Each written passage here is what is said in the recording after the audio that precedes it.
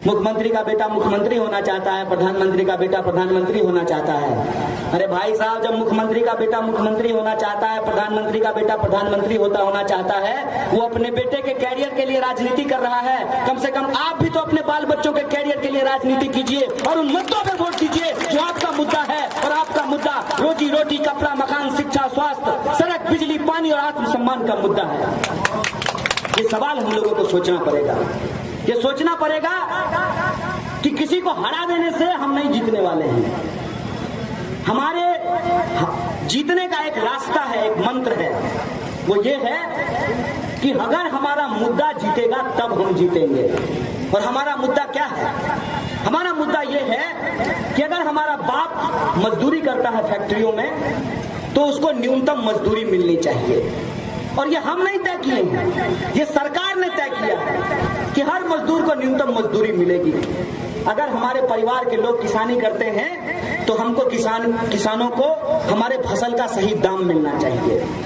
अगर हमारे पिताजी नौकरी करते हैं तो उनको ओवर टाइम का दाम मिलना चाहिए। ये इतने पुलिस के लोग खड़े हुए हैं सामने में, इनके बारे में आप बुरा बहुत सुने होंगे। इनके बारे में आप सुने होंगे कि ये लोग जो है 10 रुपया 20 रुपया रात को ट्रक से वसूलते हैं, ये सुने होंगे। ये नहीं सुने होंगे कि ये किन परिस्थितियों में नौकरी करते हैं, इनको वर्दी का कितना रुपया दिया जाता है। कोई लावारिस लाश जो पाई जाती है उस लावारिस लाश को जलाने के लिए कितना रुपया दिया जाता है। कभी थाना प्रभारी से ये भी जाकर के बात कीजिएगा कि ये सिस्टम चल कैसे रहा है। ये सिस्टम में आपको ये लगता है कि जो नीचे खड़ा आदमी है वो भ्रष्टाचार कर रहा है। नहीं साहब, इस देश में नीतियों में भ्रष्टाचार है। इस बात को आप समझ लीजिए, नीतियों में भ्रष्टाचार है।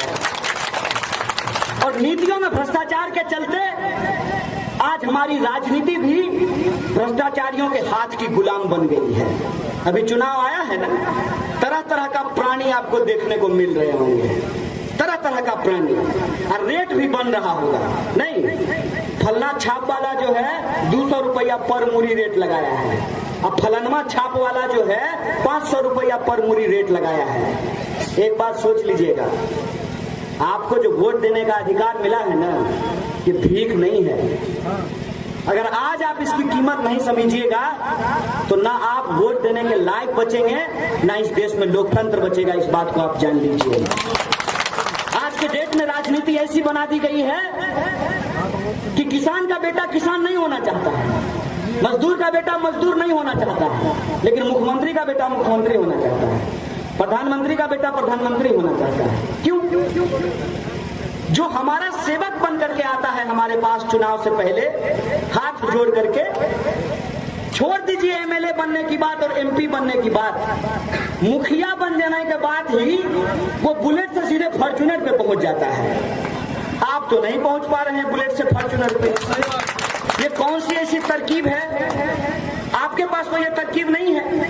नोटबंदी के बाद इस देश में उद्योग धंधों को नुकसान हुआ और अमित शाह के बेटे को 16,000 गुना मुनाफा हुआ।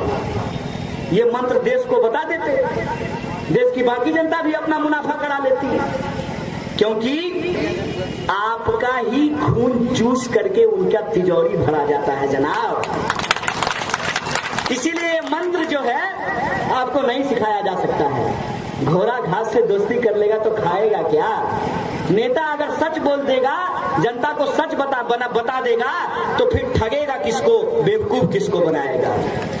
लेकिन हम लोगों को समझना चाहिए, और मैं आपका शुक्रगुजार हूं कि आपके मेहनत के पैसे से, जो आप मजदूरी करते हैं, जो आप किसानी करते हैं, जो आप सरकार को टैक्स देते हैं, नमक का पैकेट खरीदने के लिए जाइएगा तो कल पढ़िएगा, उस पर लिखा रहता है इंक्लूसिव ऑफ ऑल टैक्सेस। नमक से लेकर के कलम तक, डीजल से लेकर पेट्रोल तक, हर चीज में जो आप टैक्स देते हैं, उस टैक्स के पैसे से इन पुलिस वालों को वेतन भी मिलता है और हमारे जैसे कमजोर परिवार के बच्चे, उनको पढ़ने के जो यूनिवर्सिटी है उसके टीचर को तनख्वाह भी मिलता है।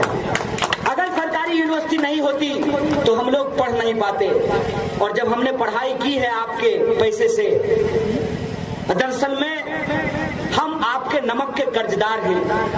हम आपका नमक खाए हैं, इसीलिए हम आपके साथ नमक हलाली करने के लिए आए हैं। ये देश के जो नेता हैं, ये देश के पूंजीपतियों का पैसा खाए हैं, इसीलिए आपके साथ नमक हरामी कर रहे हैं। इस बात को आप समझिए।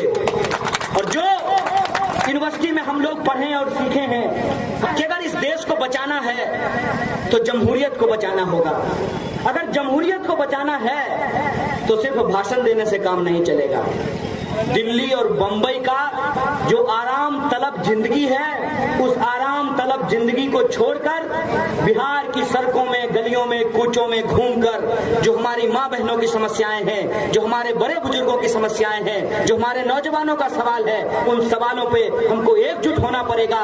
और याद रखना पड़ेगा कि दुनिया में जब भी कोई तानाशाही व्यवस्था आती है तो वो सिर्फ चुनावों से नहीं हारती है। जनता सड़कों पे निकल करके कहती है सिंहासन ख्याली करो की जनता आती है। इन मूल्यों के साथ सामाजिक आंदोलन करने का जरूरत पड़ता है, राजनीतिक चेतना को आगे बढ़ाने का जरूरत पड़ता है। के लिए सही राजनीति की शुरुआत कैसे हो, किस तरीके से उसको आगे बढ़ाया जाए, किस तरीके से धन बल और बाहुबल ने हमारे लोकतंत्र को अपने घर की और तिजोरी के जो गिरवी बना रखी है, उससे इस लोकतंत्र को मुक्त कैसे कराया जाए। हमको जो आजादी मिली है, अभी कुछ देर पहले हमारे साथी कह रहे थे हमें चाहिए आजादी।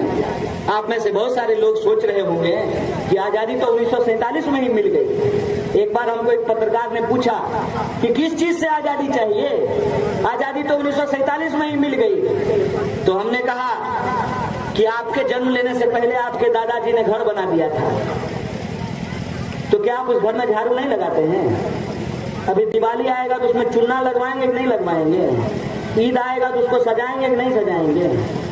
बाप दादा घर बना करके चले गए तो उसमें झाड़ू ना लगाएं? 1947 में जो आजादी मिल गई, तो क्या उस आजादी को बचाने के लिए देश में जो बची खुची गुलामी है उसके खिलाफ आवाज बुलंद करें कि नहीं बुलंद करें? तो जो आजादी हमको मिली है, उस आजादी को बचाने के लिए, जो समाज में बची खुची गुलामी है, उस गुलामी को हराने के लिए हमको आजादी का तराना गाना पड़ेगा। और इस मानसिकता से बाहर निकलनी पड़ेगी कि हमारा काम कोई और करेगा। इसीलिए हमने कहा कि ना हम नेता हैं ना रहनुमा हैं। आपकी इस लड़ाई में हम आपके साझीदार हैं, कंधा से कंधा मिला करके आपके साथ चलना चाहते हैं, क्योंकि जो आप झेलते हैं वही हम भी झेल रहे हैं। और हम नहीं चाहते हैं कि जो आपने झेला वही आपकी आने वाली पीढ़ी झेले।